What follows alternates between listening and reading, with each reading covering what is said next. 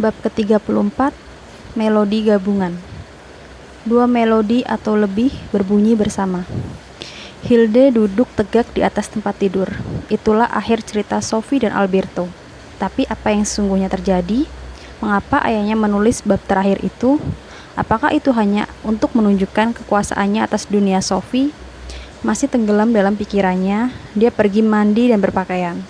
Dia menikmati sarapan cepat-cepat dan kemudian berkeliaran di taman dan duduk di atas papan luncur. Dia setuju dengan Alberto bahwa satu-satunya hal yang masuk akal yang terjadi dalam pesta taman itu adalah pidatonya.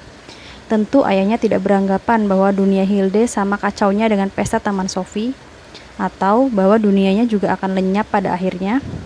Lalu kejadian yang menimpa Sophie dan Alberto. Apa yang terjadi dengan rencana rahasia itu? Apakah tergantung pada Hilde sendiri untuk melanjutkan cerita itu? Atau apakah mereka benar-benar berusaha untuk menyelinap keluar darinya? Dan di manakah mereka sekarang? Suatu pikiran tiba-tiba masuk ke kepalanya. Jika Alberto dan Sophie benar-benar berhasil menyelinap keluar dari cerita itu, tidak akan ada apa-apa lagi mengenai mereka di dalam map. Segala sesuatu yang ditulis di sana, sialnya, diketahui dengan jelas oleh ayahnya. Mungkinkah ada sesuatu yang tersirat di sana? Bukan sekedar dugaan mengenainya. Hilde menyadari bahwa dia harus membaca seluruh cerita itu sekali atau dua kali lagi. Ketika Mercedes itu memasuki taman, Alberto menyeret Sophie bersamanya ke pagar tanaman. Lalu mereka lari ke dalam hutan ke arah gubuk sang mayor. "Cepat!" teriak Alberto. "Itu harus terjadi sebelum dia mulai mencari-cari kita. Apakah kita sekarang berada di luar jangkauan sang mayor? Kita masih di perbatasan." Mereka mendayung menyeberangi perairan dan berlari ke gubuk. Alberto membuka pintu rahasia di lantai. Dia mendorong Sophie turun ke gudang bawah tanah. Lalu segalanya menjadi gelap. Pada hari-hari berikutnya, Hilde menjalankan rencananya. Dia mengirimkan beberapa surat kepada Anne Famsdal di Copenhagen dan menelponnya beberapa kali. Dia juga membuat daftar kawan-kawan dan kenalan, dan merekrut hampir separuh teman sekelasnya di sekolah. Di antara waktu-waktu itu, dia membaca dunia Sophie. Cerita itu tidak dapat dituntaskan dengan membaca hanya sekali. Pikiran-pikiran baru mengenai apa yang mungkin terjadi pada Sophie dan Alberto ketika mereka meninggalkan pesta taman berulang kali mengganggunya. Pada Sabtu 23 Juni, dia bangun dengan kaget sekitar pukul 9. Dia tahu ayahnya telah meninggalkan camp di Lebanon. Kini tinggal menunggu saja. Bagian terakhir dari hari yang dijalaninya telah direncanakan hingga perincian yang sekecil-kecilnya. Belakangan pada pagi itu, Hilde mulai persiapan untuk pertengahan musim panas bersama ibunya. Hilde tidak memikirkan bagaimana Sophie dan ibunya mengatur pesta musim panas mereka. Tapi itu adalah sesuatu yang telah mereka lakukan. Itu sudah lewat, selesai. Atau benarkah itu? Apakah mereka masih pergi ke sana kemari saat ini, menghias di sana-sini? Sophie dan Alberto duduk di atas lapangan rumput di depan dua bangunan besar dengan ventilasi udara yang buruk dan kanal-kanal saluran di luarnya. Sepasang muda-mudi berjalan keluar dari salah satu bangunan itu. Yang pria membawa tas kantor coklat dan yang wanita membawa tas tangan merah yang disampirkan pada satu bahunya. Sebuah mobil melintasi lorong sempit di latar belakang. "Apa yang terjadi?" tanya Sophie. "Kita berhasil. Tapi di manakah kita? Ini Oslo. Apakah Anda yakin?" "Yakin sekali. Salah satu bangunan dinamakan Chateau Neuf, yang berarti istana baru. Orang-orang belajar musik di sini. Yang satunya lagi adalah sekolah teologi. Lebih jauh di atas bukit adalah sekolah sains, dan di puncaknya adalah tempat belajar kesusastraan dan filsafat." Apakah kita berada di luar buku Hilde dan tidak terjangkau kontrol sang mayor? Ya, dua-duanya. Dia tidak akan menemukan kita di sini. Tapi di manakah kita ketika kita lari menuju hutan? Ketika sang mayor sibuk menabrakkan mobil milik penasehat keuangan ke pohon apel, kita menangkap kesempatan untuk bersembunyi di dalam pagar tanaman. Saat itu kita berada pada tahap sebagai janin. Kita bagian dari dunia lama dan juga dunia baru. Tapi menyembunyikan diri kita di sana merupakan sesuatu yang tidak mungkin dapat dibayangkan oleh sang mayor. Mengapa tidak? Sebab dia tidak mungkin membiarkan kita pergi dengan mudah. Karenanya itu berlangsung bagaikan mimpi. Tentu saja, selalu ada kemungkinan bahwa dia sendiri sengaja melakukannya. Apa maksud Anda? Dialah yang menghidupkan Mercedes putih. Dia mungkin telah berusaha sekuat tenaga agar tidak melihat kita. Dia mungkin telah kelelahan setelah semua yang terjadi. Ada pasangan muda beberapa meter jaraknya dari mereka. Sophie merasa sedikit canggung, duduk di atas rumput dengan seorang pria yang jauh lebih tua dibanding dirinya. Di samping itu, dia ingin ada orang yang dapat membenarkan apa yang telah dikatakan Alberto. Dia bangkit dan berjalan mendatangi mereka. Permisi, maukah Anda memberitahu nama jalan ini? Tapi mereka mengabaikan sama sekali. Sophie merasa begitu gusar sehingga dia bertanya kepada mereka lagi. Biasanya orang menjawab jika ditanya, bukan? Pria muda itu sangat asik menjelaskan sesuatu kepada temannya. Bentuk kontrapuntal bekerja pada dua dimensi, secara horizontal atau melodis, atau secara vertikal atau harmonis. Selalu ada dua melodi atau lebih yang berbunyi bersama. Maaf aku menyela, tapi melodi itu menyatu dengan cara sedemikian rupa sehingga bisa berkembang sebanyak mungkin. Lepas dari cara bunyi mereka terhadap satu sama lainnya, tapi mereka harus selaras. Sesungguhnya itu adalah not melawan not. Betapa kurang ajarnya, mereka tidak buta atau tuli. Sophie berusaha untuk ketiga kalinya, berdiri di depan mereka menghalangi jalan. Dia benar-benar diremehkan. Ada angin datang, kata sang wanita. Sophie bergegas kembali ke Alberto. Mereka tidak dapat mendengarku. Dia berkata dengan putus asa, dan tepat ketika dia mengatakannya, dia ingat akan mimpinya mengenai Hilde dan salib emas. Itulah harga yang harus kita bayar. Meskipun kita telah menyelinap keluar dari sebuah buku, kita tidak dapat berharap akan mempunyai status yang persis sama dengan pengarang. Tapi kita benar-benar di sini. Sejak sekarang, kita tidak akan pernah dapat menjadi lebih tua daripada ketika kita meninggalkan pesta taman filsafat itu. Apakah itu berarti kita tidak akan pernah menjalin hubungan yang sesungguhnya dengan orang-orang di sekitar kita? Seorang filosof sejati tidak akan pernah berkata, tidak pernah. Jam berapa ini? 8. Sama dengan ketika kita meninggalkan rumah. Tentu saja, inilah hari ketika ayah Hilde kembali dari Lebanon. Itulah sebabnya kita harus cepat-cepat. Mengapa? Apa maksud Anda? Tidakkah kamu penasaran untuk mengetahui apa yang terjadi ketika sang mayor benar-benar pulang ke Berkeley? Tentu saja, tapi kalau begitu, ayolah. Mereka mulai berjalan menuju kota. Beberapa orang melewati mereka di jalan, tapi mereka semua terus berjalan saja seakan-akan Sophie dan Alberto tidak terlihat. Mobil-mobil diparkir di pinggir jalan sepanjang jalan itu. Alberto berhenti di dekat sebuah mobil yang atapnya bisa diturunkan. Ini bisa dipakai, katanya. Kita cuma harus meyakinkan ini milik kita. Aku tidak mengerti apa maksud Anda. Kalau begitu lebih baik aku jelaskan. Kita tidak boleh main ambil mobil biasa yang dimiliki seorang di dalam kota ini. Menurutmu apa yang akan terjadi jika orang-orang menyadari mobil itu berjalan sendiri tanpa pengemudi? Dan bagaimanapun kita mungkin tidak akan dapat menghidupkannya. Lalu mengapa memilih mobil ini? Kukira aku mengenalinya dari sebuah film kuno. Dengar, maafkan aku, tapi kukira aku mulai bosan dengan semua perkataan yang samar-samar ini. Itu mobil pura-pura, Sophie. Itu sama dengan kita. Orang-orang di sini hanya melihat ruang kosong. Hanya itulah yang harus kita pastikan sebelum kita meneruskan langkah. Mereka berdiri dekat mobil dan menunggu. Tidak lama kemudian seorang pemuda datang naik sepeda sepanjang trotoar. Dia berkelok-kelok tiba-tiba dan melintasi menembus mobil merah itu dan terus melaju. Nah, kamu lihat, itu punya kita. Alberto membuka pintu untuk tempat duduk penumpang. Silakan masuk, katanya, dan Sophie naik. Alberto duduk di tempat duduk pengemudi. Kunci terpasang di kontaknya. Dia memutarnya dan mesinnya pun hidup. Mereka melaju menuju selatan kota, melewati Leicester, Sandvika, Bremen, dan kemudian ke Lilsen.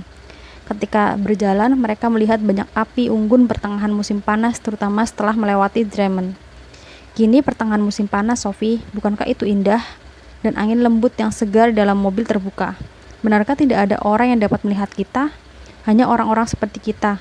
Kita mungkin bertemu sebagian dari mereka. Jam berapa sekarang? 8.30.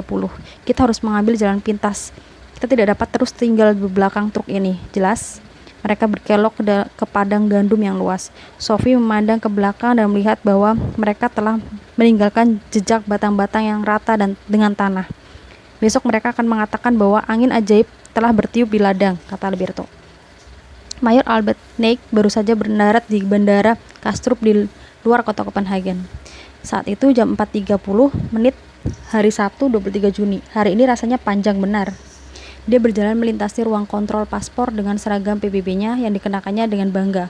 Dia mewakili bukan hanya dirinya sendiri dan negaranya. Albert Neik mewakili suatu sistem hukum internasional, suatu tradisi yang telah berusia 1 abad yang kini menjangkau seluruh planet.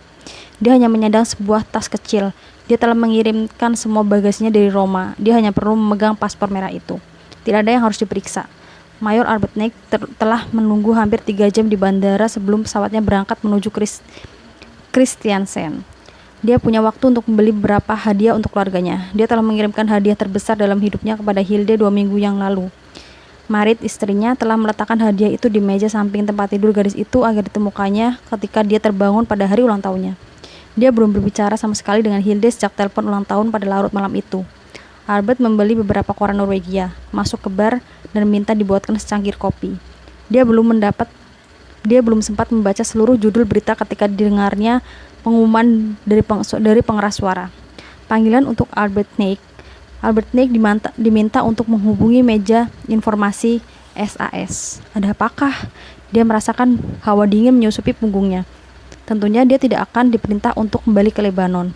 Mungkinkah ada sesuatu yang tidak beres di rumah? Dengan segera dia sampai di meja informasi SAS. Aku Arbuthnot. Ini pesan untuk Anda. Penting. Dia segera membuka amplop itu. Di dalamnya ada sebuah amplop lebih kecil. Dialamatkan kepada Mayor Arbuthnot dengan alamat informasi SAS Bandara Kastrup, Copenhagen. Albert buka amplop kecil itu dengan gugup. Di situ ada sebuah catatan pendek. Ayah sayang, selamat datang di Lebanon. Seperti yang dapat ayah bayangkan, aku bahkan tidak sabar menunggu ayah tiba di rumah. Maafkan aku telah memanggil lewat pengeras suara. Itu adalah cara yang paling mudah. Sayangnya, tuntutan atas kerusakan telah disampaikan oleh penasehat keuangan Ingebrigtsen menyangkut Mercedesnya yang dicuri dan ringsek. Aku mungkin sedang duduk di taman kalau ayah tiba di sana, tapi mungkin ayah juga akan mendengar kabar dariku sebelum itu. Aku agak takut tinggal di taman terlalu lama, mudah sekali terbenam ke tanah di tempat-tempat semacam itu. Penuh sayang dari Hilde yang punya banyak waktu untuk persiapkan kepulangan ayah. Yang pertama ingin dilakukan Mayor Arbuthnot adalah tersenyum. Tapi dia tidak merasa senang diperlakukan dengan cara ini. Dia lebih suka kalau dapat mengatur hidupnya sendiri. Kini rubah betina kecil di Lillesand ini sedang mengatur apa-apa yang akan dilakukannya di Bandara Kastrup. Bagaimana dia melakukan hal itu? Dia memasukkan amplop ke dalam saku di dadanya dan mulai berjalan menuju mall pertokoan kecil. Dia baru saja akan masuk ke toko Danish Food ketika dia melihat sebuah amplop kecil ditempelkan pada jendela toko. Tertulis Mayor Arbuthnot pada amplop tersebut dengan spidol tebal. Albert mengambilnya dan membukanya. Pesan pribadi untuk Mayor Arbuthnot dengan alamat Danish Food, Bandara Kastrup. Ayah sayang, tolong belikan salami Denmark yang besar. Lebih disukai yang beratnya 2 pon. Dan ibu mungkin suka sosis konyak. Kaviar Denmark lumayan juga. Penuh sayang, Hilde. Albert berputar. Hilde tidak ada di sini, bukan? Apakah Marit telah menyuruhnya pergi ke Copenhagen sehingga dia dapat menemuinya di sini? Itu adalah tulisan tangan Hilde. Tiba-tiba pengawal PBB itu mulai merasakan dirinya diamati, seakan-akan seseorang memegang kontrol jarak jauh atas segala yang dilakukannya. Dia merasa seperti sebuah boneka di tangan seorang anak. Dia masuk ke dalam toko dan membeli salami 2 pon, sebuah sosis konyak, dan 3 botol kaviar Denmark. Lalu dia melanjutkan berjalan sepanjang jajaran toko. Dia telah memutuskan untuk membeli hadiah yang layak untuk Hilde. Sebuah kalkulator mungkin, atau sebuah radio kecil, ya itulah yang akan dibelikannya. Ketika dia sampai di toko yang menjual alat-alat elektronik, dia melihat bahwa di sana ada sebuah amplop yang ditempelkan pada jendela juga, yang dialamatkan kepada Mayor Arbuthnot dengan alamat toko yang paling menarik di Kastrup. Di dalamnya ada tulisan sebagai berikut. Ayah sayang, Sophie menyampaikan salam dan terima kasih untuk TV mini dan radio FM yang didapatkannya sebagai hadiah ulang tahun dari ayahnya yang sangat murah hati. Itu hebat sekali, tapi sebaliknya juga merupakan sesuatu yang sepele. Tapi aku harus mengaku bahwa aku dan Sophie sama-sama menyukai yang sepele-sepele seperti itu. Kalau ayah belum sampai di sana, ada instruksi-instruksi lebih lanjut di toko Danish Food dan toko bebas cukai yang menjual anggur dan rokok. Aku punya sedikit uang untuk ulang tahunku, jadi aku dapat menyumbang untuk membeli TV mini ini dengan 350 kron. Penuh sayang, Hilde yang telah menyimpan ayam kalkun di lemari es dan membuat selada Waldorf. Sebuah TV mini harganya 985 kron Denmark. Itu jelas kecil jika dibandingkan dengan kejengkelan Arbuthnot yang merasa disuruh-suruh putrinya lewat tipuan-tipuan liciknya. Apakah dia ada di sini atau tidak? Sejak saat itu dia terus-menerus waspada kemanapun dia pergi. Dia merasa seperti seorang agen rahasia yang juga sebuah boneka wayang sekaligus. Apakah hak asasinya sebagai manusia sudah dicabut? Dia merasa wajib masuk ke toko bebas cukai pula. Di situ tergantung sebuah amplop baru dengan namanya tertera di atasnya. Seluruh bandara telah menjadi sebuah permainan komputer dengan dirinya sebagai kursor. Dia membaca pesan itu. Mayor naik dengan alamat toko bebas cukai di Kastrup. Yang kubutuhkan dari sini hanyalah sebungkus permen dan coklat batangan. Ingat, harganya jauh lebih mahal di Norwegia. Sepanjang ingatanku, ibu sangat suka Campari. Ayah harus menjaga agar indera-indera ayah tetap awas sepanjang perjalanan pulang. Ayah tidak ingin melewatkan pesan-pesan penting, bukan? Penuh sayang dari putrinya yang paling mudah menyerap pelajaran, Hilde. Albert mendesah dan putus asa, tapi dia tetap pergi ke toko dan berbelanja seperti yang diperintahkan. Dengan 3 plastik barang belanjaan dan tas kecilnya, dia berjalan menuju gerbang 28 untuk menunggu penerbangannya. Jika masih ada lagi pesan-pesan yang lain, dia tidak akan menggubrisnya. Tapi di gerbang 28 dia melihat sebuah amplop putih lain yang ditempelkan pada sebuah pilar. Kepada Mayor Neik dengan alamat gerbang 28 Bandara Kastrup. Ini juga tulisan tangan Hilde, tapi nomor gerbangnya tampaknya ditulis oleh orang lain. Memang tidak mudah untuk menilai, sebab tidak ada tulisan lain untuk dibandingkan dengannya. Hanya huruf-huruf balok dan angka. Yang ini bunyinya hanyalah tidak akan lama lagi sekarang. Dia duduk di atas sebuah kursi dengan panggung menghadap dinding. Dia meletakkan tas-tas belanjaan di lututnya. Maka duduklah sang mayor yang angkuh dengan kaku, mata menatap lurus ke depan, seperti seorang anak kecil yang berpergian sendiri untuk pertama kalinya. Jika Hilde ada di sini, jelas dia tidak akan mendapat kepuasan untuk menemukannya paling dulu. Dia menatap dengan khawatir kepada setiap penumpang yang masuk. Untuk saat dia merasa dirinya seperti musuh negara yang sedang dalam pengawasan ketat. Ketika para penumpang akhirnya diizinkan untuk menaik pesawat, dia menarik nafas lega. Dia adalah orang terakhir yang naik. Ketika dia menyerahkan pas naik, dia menyobek amplop putih yang tadi menempel di meja check-in. Sophie dan Alberto telah melewati Breivik dan tidak lama kemudian meninggalkan Kragero. Anda ngebut cepat sekali, kata Sophie. Kini hampir jam 9. Dia akan segera mendarat di Kjevik. Tapi kita tidak akan ditilang karena melebihi kecepatan.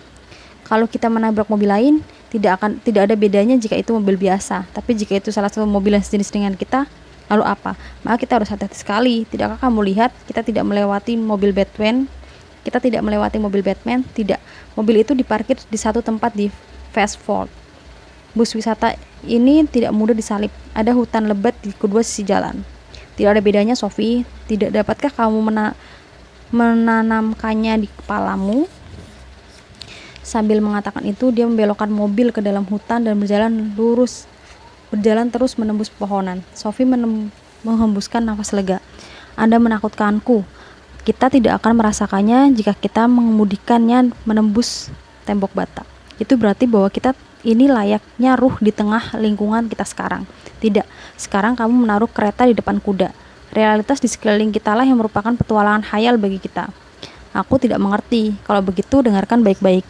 Sudah tersebar luas kesalahpahaman bahwa ruh adalah sesuatu yang lebih halus daripada asap. Sebaliknya, ruh itu lebih keras dibanding es.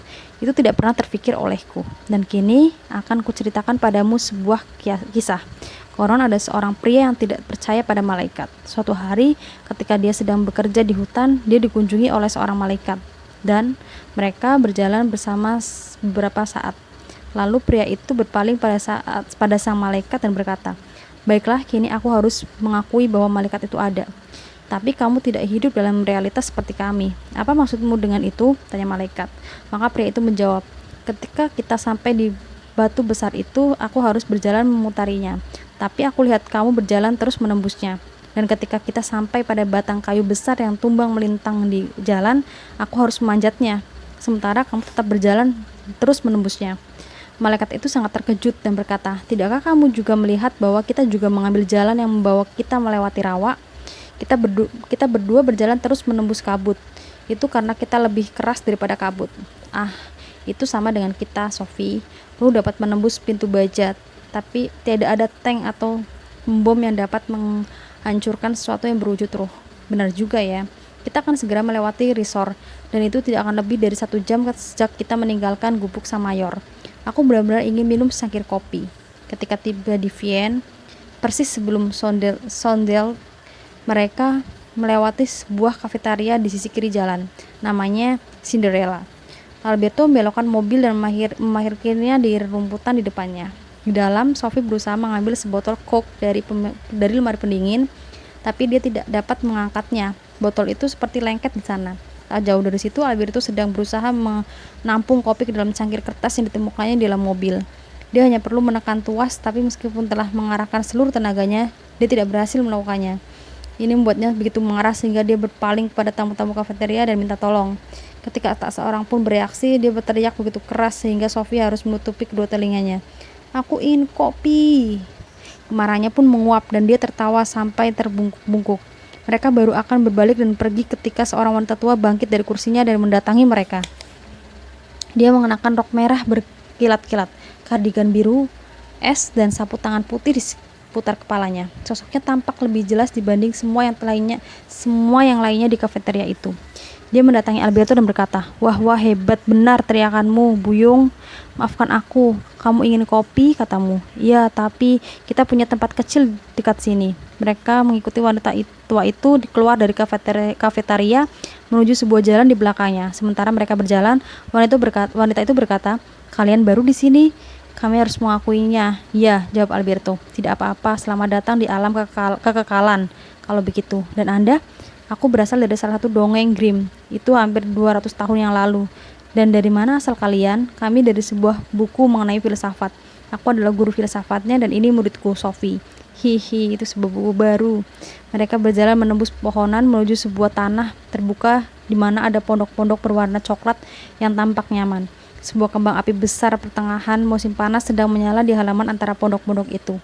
Dan di seputar kembang api, sekumpulan orang tengah menari-nari bersemangat. Sophie mengenali banyak di antaranya, ada Putri Salju dan sebagian dari 7 orang kerdil, Mary Poppins dan Sherlock Holmes, Peter Pan dan Pippi si kaos panjang, topi merah dan Cinderella. Banyak sosok tanpa nama lain yang dikenalnya juga ikut berkumpul di seputar kembang api. Ada orang-orang cebol dan peri, dewa-dewa hutan dan tukang sihir, para malaikat dan setan. Sophie juga melihat seorang raksasa yang benar-benar hidup. "Betapa ributnya," seru Alberto. "Itu karena sekarang pertengahan musim panas," kata wanita tua itu. "Kami tidak pernah mengadakan pertemuan seperti ini sejak malam Valborg, yakni ketika kami berada di Jerman. Aku kesini hanya untuk kunjungan singkat. Apakah yang kamu ingin kopi?" "Ya, tolong." Baru sekaranglah Sophie mengetahui bahwa semua bangunan itu terbuat dari roti jahe,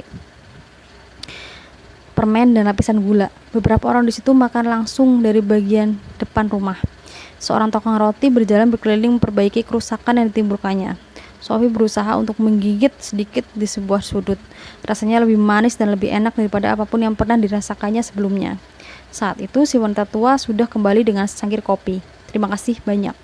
"Dan apa yang akan dibayarkan para tamu ini untuk kopinya?" "Bayar? Kami biasanya membayar dengan sebuah cerita untuk kopi."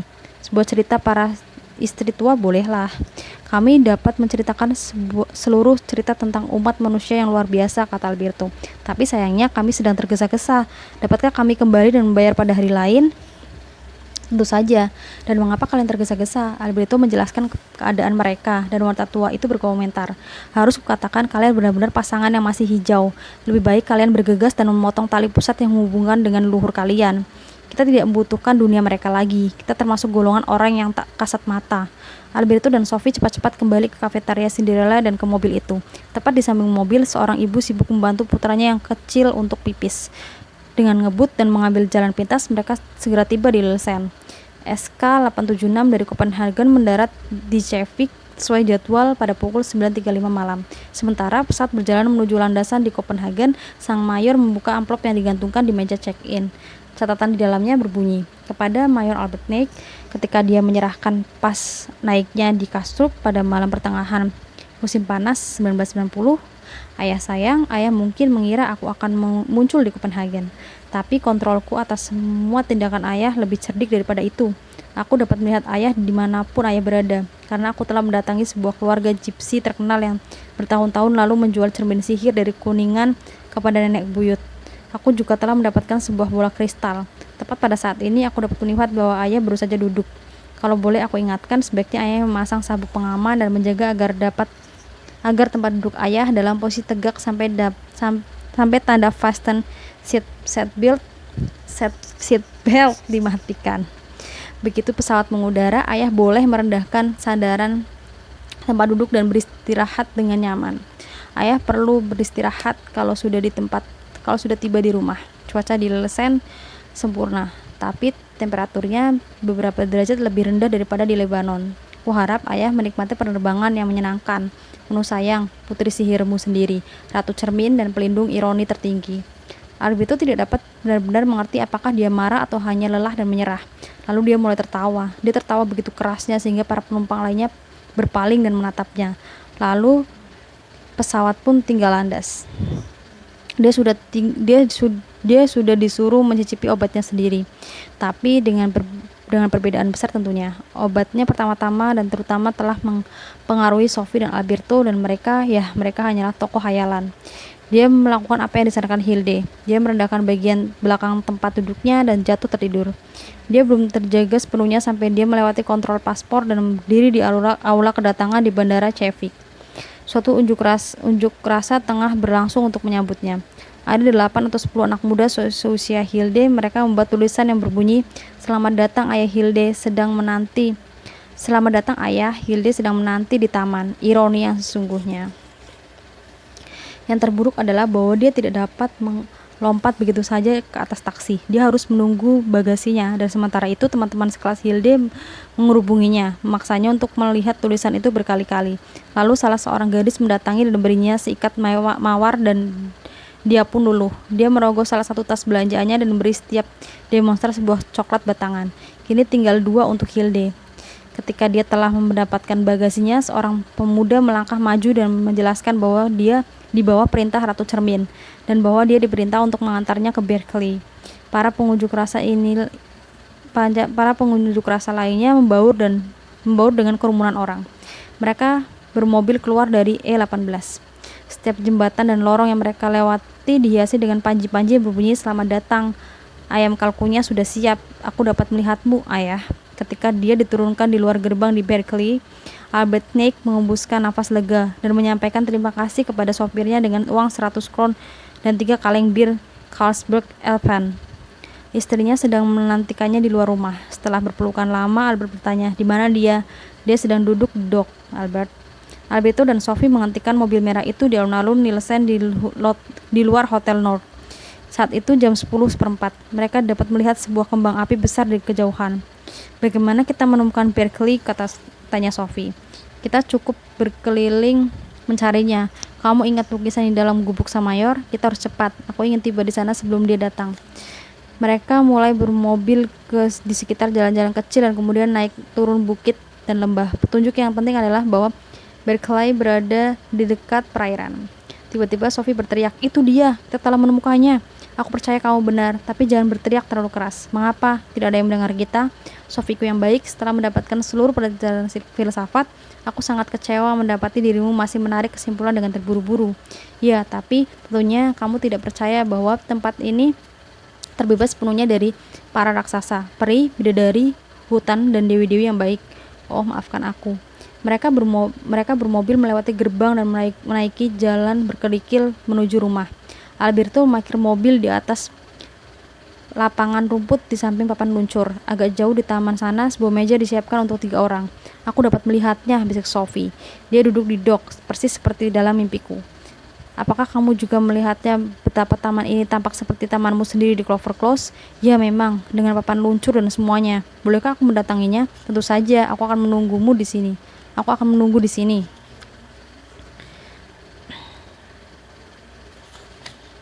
Sophie berlari turun ke dok. Dia hampir tersandung dan jatuh menimpa Hilde, tapi dia duduk dengan sopan di sampingnya.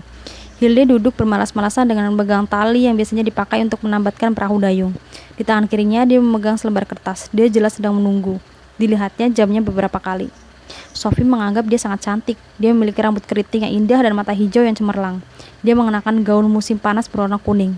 Dia mirip dengan Joanna. Sophie berusaha untuk berbicara kepadanya meskipun dia tahu itu tidak ada gunanya. "Hilde, ini Sophie." Hilde tidak menunjukkan tanda bahwa dia mendengar. Sophie berlutut dan mencoba berteriak di telinganya. "Dapatkah kamu mendengarku, Hilde? Apakah kamu tuli dan juga buta? Apakah dia atau tidakkah dia?" Membuka matanya sedikit lebih lebar. Adakah tanda yang sangat kecil bahwa dia mendengar sesuatu betapapun samarnya? Dia melihat berkeliling, lalu dia memalingkan kepalanya dengan mendadak dan menatap tempat ke mata Sophie. Dia tidak melihat kepadanya benar-benar, sepertinya dia sedang memandang melaluinya. Jangan terlalu keras, Sophie, kata Alberto dari mobil. Aku tidak ingin taman ini dipenuhi putri duyung. Sophie duduk diam sekarang. Rasanya enak berada di dekat Hilde. Lalu dia mendengar suara dalam seorang pria. Hilde, itu adalah sang mayor, berseragam dan baret biru. Dia berdiri di atas taman. Hilde melompat bangun dan berlari mendatanginya. Mereka bertemu di antara papan luncur dan mobil merah itu. Sang mayor mengangkat tubuh putrinya dan mengayunkannya berputar-putar. Hilde telah duduk di dok menantikan ayahnya. Sejak ayahnya mendarat di Kastrup, dia memikirkannya setiap seperempat jam, berusaha untuk membayangkan di mana kini dia dan bagaimana dia menanggapinya. Dia telah membuat catatan sepanjang waktu di atas lembar kertas dan menyimpannya sepanjang hari. Bagaimana jika itu membuatnya marah? Tapi tentunya dia tidak mungkin berharap bahwa setelah menulis sebuah buku misterius untuknya, segalanya akan tetap sama seperti sebelumnya. Dia menatap jamnya lagi. Kini sudah jam 10:04. Dia akan datang sebentar lagi. Tapi apakah itu? Dia mengira dirinya mendengar tarikan nafas samar-samar, persis seperti dalam mimpinya tentang Sophie. Dia melihat berkeliling dengan cepat. Ada sesuatu, dia yakin. Tapi apa? Barangkali itu hanya bunyi malam musim panas. Selama beberapa saat dia takut dia tengah mendengar sesuatu. Hilde. Kini dia menengok ke tempat lain. Itu ayah. Dia berdiri di atas taman. Hilde melompat dan berlari kepadanya. Mereka bertemu di dekat papan luncur. Ayahnya mengangkat tubuh Hilde dan mengayunkannya berputar-putar. Hilde menangis dan ayahnya terus menahan air matanya juga. Kamu telah menjadi wanita dewasa, Hilde, dan ayah menjadi penulis sejati. Hilde menghapus air matanya. Akankah kita katakan kita berhenti? Tanyanya. Kita berhenti. Mereka duduk di dekat meja. Pertama-tama Hilde harus mendapatkan gambaran tepat tentang segalanya yang terjadi di Kastrup. Dan dalam perjalanan pulang, mereka terus-menerus tertawa. Apakah ayah melihat amplop di kafetaria? Aku tidak sempat duduk dan makan apa-apa. Kamu jahat. Sekarang aku sangat lapar. Kasihan ayah. Omongan tentang ayam kalkun itu cuma omong kosong. Kalau begitu, tentu saja tidak. Aku telah menyiapkan semuanya. Ibu yang menyajikan. Mereka harus membaca kembali map itu dan kisah tentang Sophie dan Alberto dari satu bagian ke bagian lain dan dari belakang ke depan dan ke belakang lagi. Ibu mengeluarkan ayam kalkun dan selada Waldorf, anggur merah dan roti buatan Hilde. Ayahnya sedang mengucapkan sesuatu tentang Plato ketika Hilde tiba-tiba menyelanya. Apakah itu? Tidakkah ayah mendengarnya? Suatu yang mencicit? Tidak. Aku yakin aku mendengar sesuatu. Kira itu cuma tikus ladang. Sementara ibunya pergi untuk mengambil botol anggur yang lain, ayahnya berkata, tapi pelajaran filsafat itu belum benar-benar selesai. Belum? Malam ini aku akan menceritakannya kepadamu tentang alam raya. Sebelum mereka mulai makan, sang mayor berkata kepada istrinya, Hilde sudah terlalu besar untuk duduk di pangkuanku, tapi kamu tidak. Sambil begitu dia menangkap pinggang Marit dan menadiknya ke atas pangkuannya. Agak lama baru dia mulai makan, membayangkan bahwa kamu akan segera berusia 40. Ketika Hilde melompat dan berlari mendatangi ayahnya, Sophie merasakan air matanya hendak tumpah. Dia tidak akan pernah dapat menjangkaunya. Sophie sangat iri kepada Hilde, sebab dia tercipta sebagai manusia sebenarnya dengan daging dan darah. Ketika Hilde dan sang mayor telah duduk di meja, Alberto membunyikan klakson mobil. Sophie mendongak. Tidakkah Hilde melakukan hal yang sama persis? Dia berlari mendatangi Alberto dan melompat ke tempat duduk di sampingnya. Kita akan duduk sebentar dan melihat apa yang terjadi, katanya. Sophie mengangguk. Apakah kamu baru saja menangis? Dia mengangguk lagi. Mengapa? Dia begitu beruntung menjadi orang sungguhan. Kini dia telah dewasa dan menjadi wanita sejati.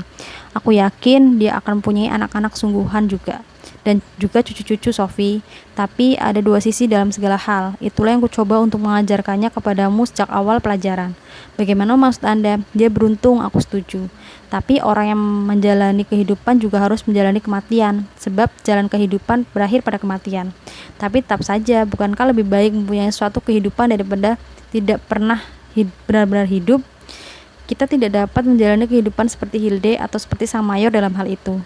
Sebaliknya, kita tidak akan pernah mati. Tidakkah kamu ingat apa yang dikatakan wanita tua di hutan waktu itu?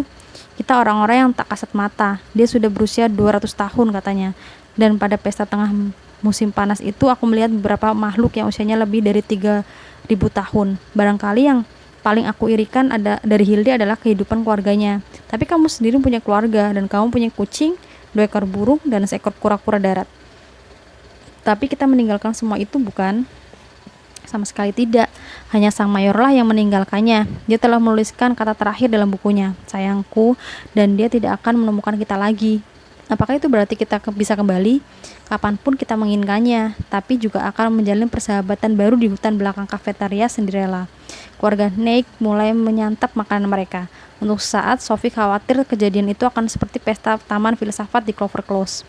Pada suatu saat, kelihatannya seakan-akan sang mayor berniat membaringkan Marit di atas meja, tapi ternyata dia hanya menariknya duduk di pangkuannya.